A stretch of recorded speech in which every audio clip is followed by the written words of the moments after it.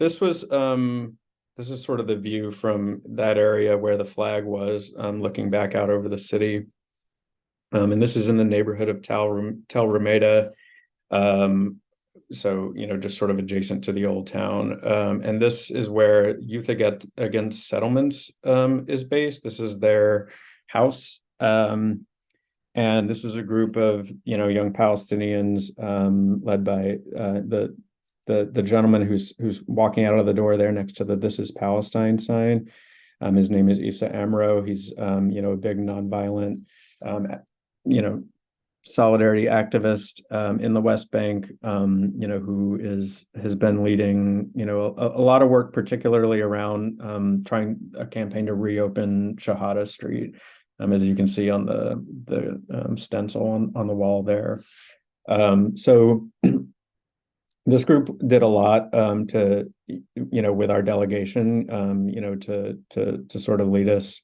They were really pivotal as well in just sort of terms of coordinating a lot of logistics that go into shuttling a group of 130 people around the West Bank.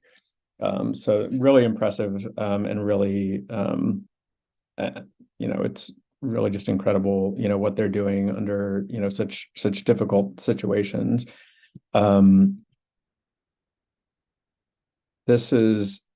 while we were there, so this work is kind of interesting. So basically what you'll see here is, these are sort of what the paths in Tal Rumeida look like. The Palestinians are forbidden from walking on the streets directly around their neighborhood. And so they're basically restricted to walking around here to get around. So as you can see, these paths are very informal. They're not really well maintained.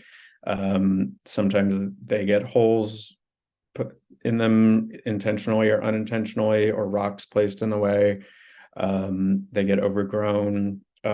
People are, they're not lit. People are subject to harassment by settlers or by the military as they walk around.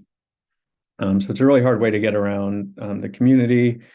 And so a lot of our work there, it again sort of gets back to this theory of sort of being present, being visible as, internationals, as international Jews in particular, to try and mitigate, some of this violence. And so, the work we were doing was, we were clearing the paths, making it a little better, stuff that, any like soft-handed office worker can do, weeding and moving rocks and sand and stuff like that. Nothing that takes any serious level of skill.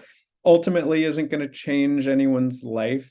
But, I think ultimately has the goal and the purpose of building links with these folks, and encouraging their work and putting a spotlight as internationals on what's going on there to try and mitigate, some of the violence that's going on.